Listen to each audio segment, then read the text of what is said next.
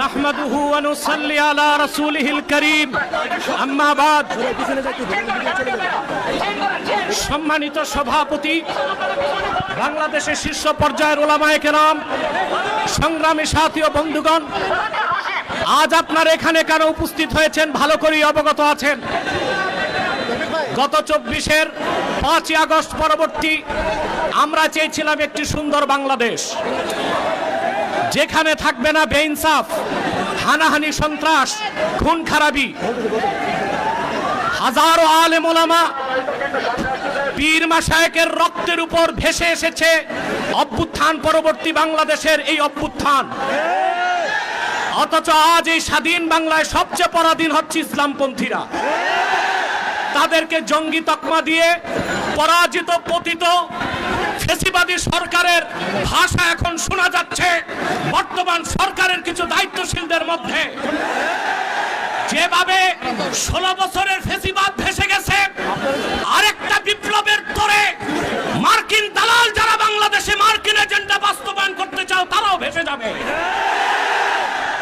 প্রিয় ভাইরা, আপনারা দেখেছেন জাতিসংঘের বিতর্কিত মানবাধিকার কমিশন ঢাকায় কার্যক্রম শুরু করেছে।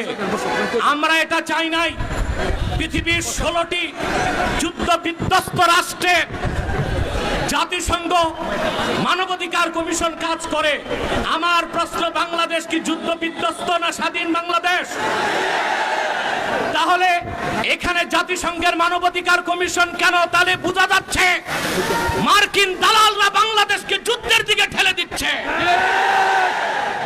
এক সাগর রক্তের বিনিময়ে হলেও ৫৫,০০০ বর্গ মাইলের বাংলাদেশের কোন ১ ইঞ্চি জায়গায় মার্কিন আগ্রাসনকে প্রতিষ্ঠিত হতে দেওয়া হবে না, হবে না, হবে না। প্রয়োজনে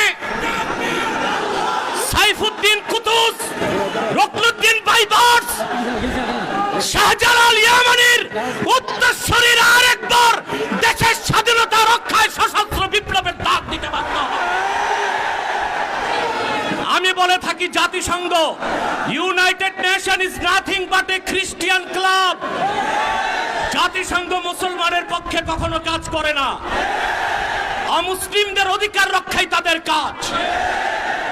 গাজাতে বছরের পর বছর নিরীহ মুসলমানকে হত্যা করা হচ্ছে, সেখানে মানবাধিকার কমিশন কেন না? কাশ্মীরে মুসলমানদের হত্যা করা হচ্ছে, সেখানে মানবাধিকার কমিশন কেন না? চায়নার উইগুরে মুসলমানদের হত্যা করা হচ্ছে, সেখানে মানবাধিকার কমিশন কেন না? আমরা জানি মানবাধিকার কমিশন কেন। আল্লাহ ও তার আখিরি নবী নূর নবীজি মুহাম্মদ সাল্লাল্লাহু আলাইহি ওয়াসাল্লামের আরশচুম্বী সম্মান মর্যাদার বিরুদ্ধে যে কুলাঙ্গার শাতেম কাফেররা বক্তব্য দিবে, তাদের শাস্তির দাবি করলেই মানবাধিকার কমিশন তাদের পক্ষে ঢাল হয়ে দাঁড়াবে। খেলাফত প্রতিষ্ঠার কথা যারা বলবে, জিহাদের কথা যারা বলবে, জঙ্গি তকমা দিয়ে তাদের কারাগারে বন্দী করতে চায়, আর সুযোগ দেওয়া হবে না। কোন একজন আলেমকে জঙ্গি তকমা দিয়ে জেলখানায় ঢুকালে জেলখানার ইটগুলোকে একটা একটা ছুটিয়ে দিবে বাংলা।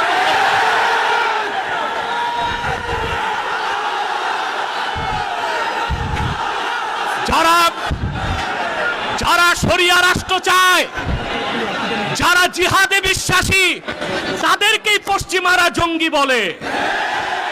আর যারা বুলেট নয়, ব্যালটের পূজারি, ওইসব পীর আর মৌলবীদেরকে পশ্চিমারা মডারেট মুসলিম বলে।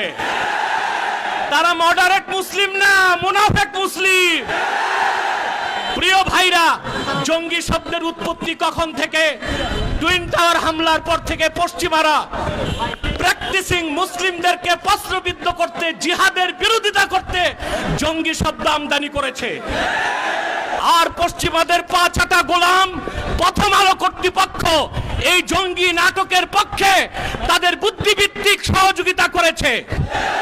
সেজন্য আমি বলবো, মুজিবের ৩২ নাম্বার যদি ভাঙ্গা যায়, প্রথম আলোর অফিসকে মাটির সাথে ঘুরায় দিতে হবে। এটাই বাংলাদেশের আলেমদেরকে জঙ্গি তকমা দেবার ন্যারেটিভ তৈরি করে। জঙ্গি জঙ্গি, আমি বলি জঙ্গি খারাপ না, জাং থেকে জঙ্গি। জাং মানে যুদ্ধ আর জঙ্গি মানে যোদ্ধা।